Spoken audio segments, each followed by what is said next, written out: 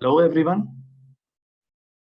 Hope all of you are doing good and keeping safe today. Firstly, I would like to thank you all for taking out time and attending this webinar. A quick introduction. I am Mihir and I work as an enterprise account manager at Simplify. Hey everyone, very warm welcome. This is Ketan. I look after sales in the APAC region for Simplify. Thanks, Ketan. So today we would like to touch upon the use of intelligent process automation and how this is pivotal for digital transformation in the BFSI space. But before we dwell into the what and how of IPA and why we feel it will be path breaking for BFSI organizations, I would like to put a few thoughts on the table. So here is a quick agenda of our webinar today. We will be having the Q&A session towards the end of this session. So you would all agree that we are all customers in our daily lives. And we also understand how our expectations about customer service has changed drastically. Today, in fact, it is not the company, but a customer who is in the driving position. I would like to explain this with the help of a few examples. How do you feel when you do not get a double tick prompt on WhatsApp while having a chat with a customer service agent from any domain? Alternatively, try and remember your experience when you had last shared an email with your bank regarding your lost debit card. Well, I got a reply in about a week's time. What I'm trying to emphasize here is that speed, consistency, and round-the-clock availability are a few factors that customers expect in this rapidly changing world. And BFSI, being an essential service, must have remarkable standards for customer service. To understand this, we did a small analysis on the time spent by customer service employees in BFSI organizations and found out that though most of the queries are standard in nature, repetitive in nature, they consume more than 55% of an employee's bandwidth. Employees spend most of their time in responding to customer queries, leaving very less time to do other critical tasks such as making phone calls or data entry for that matter. Hence, this opens a lot of avenues for automation. That was mind-boggling. 75% spent in just responding to emails and then doing data entry. But I think even McKinsey understands this part, that a lot of time of financial managers and professionals actually can be automated through AI and automation in BFSI, and I think in overall scenario as well. And if we try to understand this in a real-time scenario, then it's not just customer service actually. If you see that in auditing and compliance, or for that matter, any kind of transactional work, we do a lot of repetitive things in daily operations. And whenever there is repetition in your work, it's simply open, there is simply a avenue for AI and automation to be there, and then to automate that particular part. Now, there are multiple ways. Automation is not just it's not a new word right now. I think it's been there for decades. But what kind of automation? They would. So let's try to understand that. In our daily household activities, we used to have vacuum cleaners earlier. I think what we used to do is we use them and clean the house. Same way we had coffee machines where the coffee was brewed, and then we just said that which type of coffee do we want, cappuccino or an espresso, and then we took it out.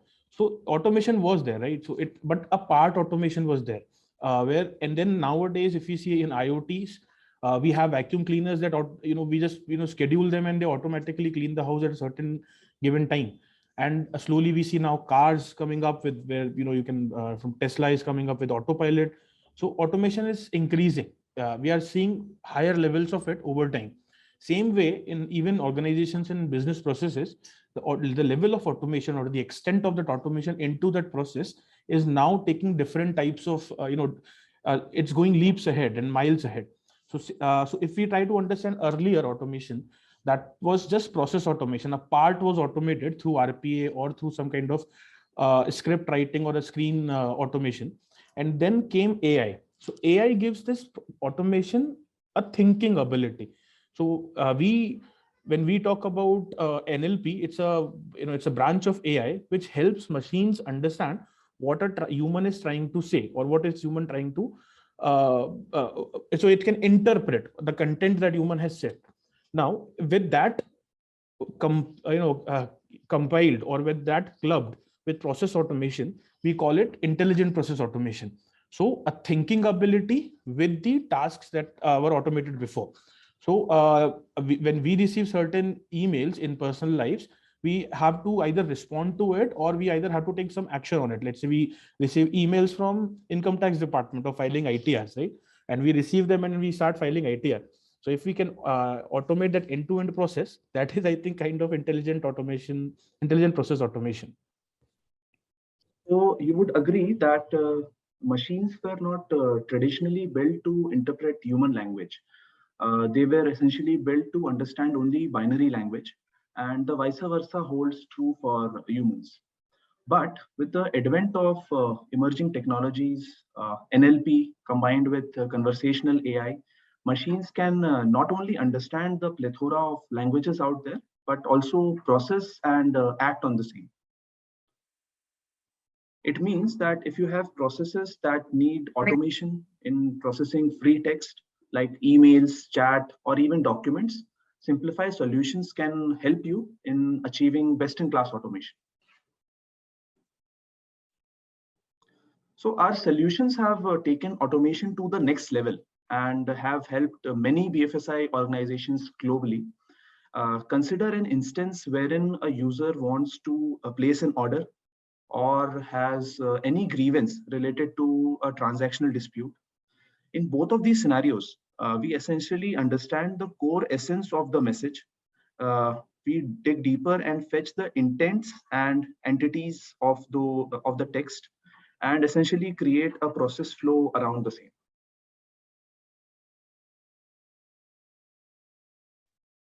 Keeping that in mind, as I said, that there was part automation already available, and then we thought of taking it to the next level and now automate end-to-end processes.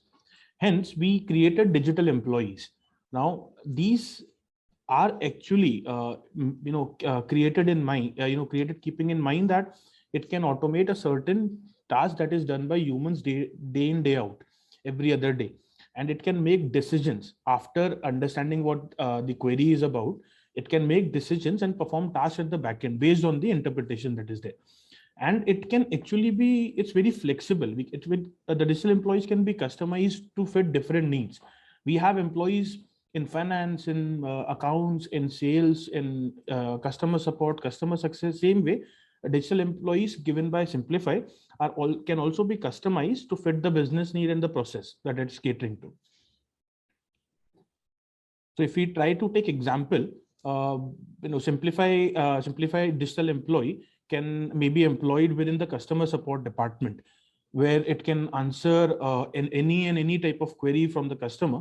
It could be through chat, could be through email, and then also extract information within the attached document and transact with the business application or whichever application is there at the backend, including CRM, etc., and then reply to the customer saying that this is the resolution of your query. Hence, automating the entire L1 and to a certain extent even L2 types of queries. So goes with insurance companies. Normally, there is insurance companies often are burdened with a lot of incoming case handling or claims coming in through from the customers. So the digital employee from Simplify can be taken there, and it can be assigned the job of entire case handling and claims management. In accounting, we have seen people in finance and accounts, they are burdened a lot with extracting information from hundreds of documents every day, and then manually extracting that information and then putting it into a system. So why to do that? With Simplify Digital Employee, that entire process can be automated, and even decisions can be made on that information that has been extracted on the document. Hence, again, automating a very high level of work that is there.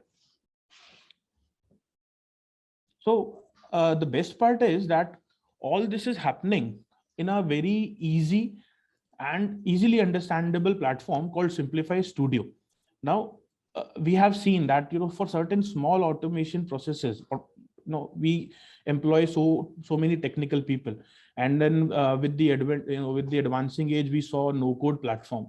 So Simplify has also created a no code platform called Simplify Studio, where the digital employee, which we essentially give it to companies, it can be trained, it can be fetched, it can be fed the information it needs to train, including samples in the case of email bot, or a sample of documents in the case of document bot. It can be trained by simple tagging mechanism, that if an email comes, then if the customer is saying I want to open an account, then the intent is opening an account. But when he says that my name is this and I have already an account with you, which is this number, then that is the entity which it needs to extract. So it can be trained that easily. And then the rules engine acts in the backend as a decision engine, which then further helps the digital employee to take a certain decision on that information which is provided by the customer. Now, if we try to if we try to look at this from a perspective of a use case, or where how would actually it be helping multiple or different types of firms within the BFSI ecosystem, then our digital employees helping a leading Indian stockbroking firm, online stockbroking firm, where it is right now handling entire inbound customer emails as well as tickets they receive via their ticketing portal, online or on app. So normally when we receive, when we send emails to the company in the stockbroking space, we say that, my account was debited, but it has my stockbroking account has not been credited with that amount. We say that I want to deactivate my account. We say that, I purchased that particular mutual fund, but it's not showing. All these kind of emails or tickets we raise, and we write long, paragraph long emails or tickets that, I'm not happy, or maybe things are not working out as expected, etc. And then our digital employee interfaces with that customer, with that consumer, and then it understands that in the entirety of the text that he has written, this intent of this email is this. It could be multiple intents within that email also, and then it decides that he wants to open an account with us, so I need to ask for certain documents and certain information from him. And then it asks through the decision engine, it makes that decision, ask the customer that, can you please send me this information, and then interacts with the backend system, could be the CRM or could be other systems, by putting some data and fetching information from there, and then replies to the customer, thereby automating this entire process. And also, in case when there are HNI customers where you want manual handling to be in place, it transfer that case to manual handling. So now, if you try to look at it, you have a digital employee sitting which has automated the entire customer service department for that particular process, and has left humans with for only some cognitive and intelligent processes, thus making them feeling a little better. And we try to see the same thing when we deployed this solution within a large, very large private bank in Asia. We again did the same thing for them by automating the entire customer service department. There, within the emails, there are multiple documents as well. So when somebody says, I want to apply for a loan, right? It could be a personal or a home loan. They write emails like that, and then digital employee, our email bot, is supposed to understand that what kind of loan is it, or it could be account opening, etc. And then it asks for that particular document. That, can you give me your bank statement? Can you give me your Aadhaar card, etc. And that extracts our document bot comes along with email bot, and then it extracts information from the document and email, and then create a case. And also, up to a certain extent, it can process the loan if it doesn't require any human intervention. But this entirety or this entire process can be automated through our digital employee. Very interestingly put, Ketan. So as we said, we aim for increased productivity and better quality. And therefore, we claim that the future workforce is going to be digital. If we go back in time and see the trend for the last 50 years or so, human employees used to do everything, be it manufacturing workplaces or factories for that matter. We were obviously assisted by machines with gradual intervals of time. The same principle applies in BFSI or any other organization that is delivering future tech. We believe that eventually more and more work will be taken up by machines. Humans will obviously be there to assist them, making sure that they have a better productivity level. Now, we also understand that companies spend a lot of time and money on retention. We see that employees are unhappy. That primarily happens because the work we assign them is mundane in nature. But with digital employees, the bots we provide to any organization handles all the repetitive tasks, leaving employees handle only the cognitive part of it. And when employees handle such complex tasks, they are by default happy. They get excited because they get to try and solve newer problems every day.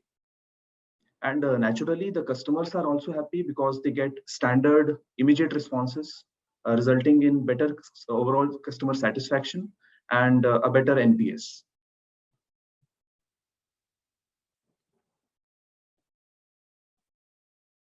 I would now like to show you a short video that summarizes the ability and key features of one of our digital employees.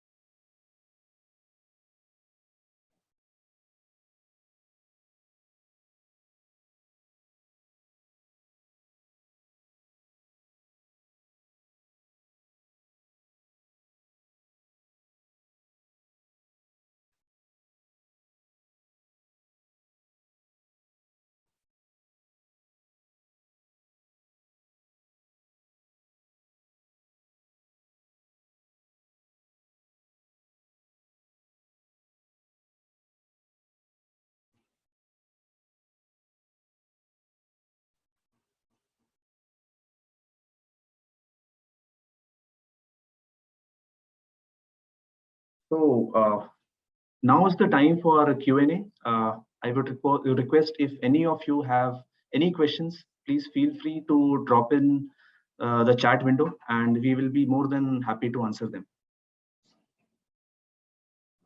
Oh, I see, and I see a question coming up.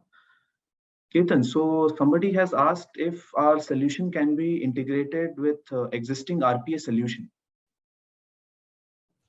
That's one interesting. So uh, I have seen this, in my conversations with with a lot of organizations, that they already have RPA in place in some or the other business process, which has automated a particular task in hand. But if you want to understand the relation between our system and RPA, so our system is kind of a brain, and the body and RPA could act as a hand or a leg, if you try to put it in the human term. But yes, the answer is a very big yes. It can be integrated with RPA, and what it will do is it will act in juncture with the current RPA, which has automated a certain process, and put a thinking ability to it. And again, as I have been saying again and again, that it will automate that entire process through that. So RPA right now might be helping out with a certain part of it. With our system, then we can integrate with it and do an end-to-end automation. Someone has asked if our solution can be integrated with backend systems. So yes, definitely our solutions can be integrated with any third-party systems, including CRM, ERP, any internal systems or document repository using APIs. And we have previously integrated with Microsoft Dynamics, SAP, SharePoint, Salesforce for that matter. So APIs is the only thing we need in order to communicate with your third-party systems. And if in case the APIs are not readily available, we may leverage RPA in order to automate the end-to-end work process for you. Okay, somebody has asked about our pricing model. Ketan, would you like to take this? Yeah, sure. So let me start with this, that we are, we are a Microsoft partner across the globe, and our solution is entirely built and hosted on Azure. Though it is hosted, for different countries, we are into different data centers, but it is basically on Azure, making us a SaaS company. And we are, since we have a cloud-based solution, a SaaS solution, so our pricing is also in SaaS, right? So how it works is that there are two components to it, one time and recurring. So the recurring component basically has a license cost. So let's say you hire a digital employee in which there is an email bot and a document bot is needed. So there would be a license cost for email bot and document bot along with per email and per document cost. So this is the recurring part. And that in the time and material, we can get, we can map up the entire process and then submit a timesheet to you, which could be the implementation cost one time. So that's how the pricing works. It's pretty simple, easy. Get in touch with us. We'll explain it to you. Thanks, Ketan. Somebody has asked about what all types of documents can we handle. So any document which is not handwritten is understandable by our digital employees, and appropriate action or the appropriate workflow can be accordingly customized for you.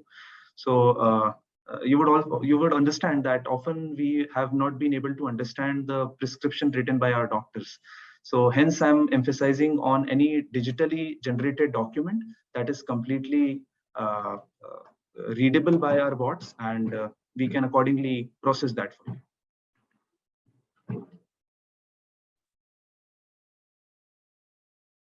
Even I can't understand my doctor's prescription, let alone digital employee. So if there are any questions, we'll take it up, or you can also drop it into the chat box. We'd love to answer you via email or via chat. And then we really look forward to having, receiving more calls, and then we can maybe. Ketan, we have one more. So somebody has asked about the languages. What all languages do we support essentially in our solution? That's a nice question. So though I haven't seen emails in much languages, but we have a host of languages already inbuilt in the studio. So our bot is pre-trained on English, Danish, Norwegian, and Hindi, and a few other languages as well across the globe. But if you talk about India and APAC specifically, we have English and Hindi in place already. Work is going on Marathi, and we aim to be vernacular. So you will, it takes around 4 weeks for us to really integrate any language which is needed. So I think that's a very good time frame to develop a new language. We have another one. How long is the average implementation period for a digital employee? Okay, so a digital employee, basically, I want to particularly say that we are we're the fastest when it comes to this type of automation in the world, not in India, but across the globe. So we do it, if I give from my experience, it takes around 4 weeks for us to deliver a digital employee, provided obviously there is enough data set available. And I think the other associated question is how many samples and how much time does it take to train a digital employee?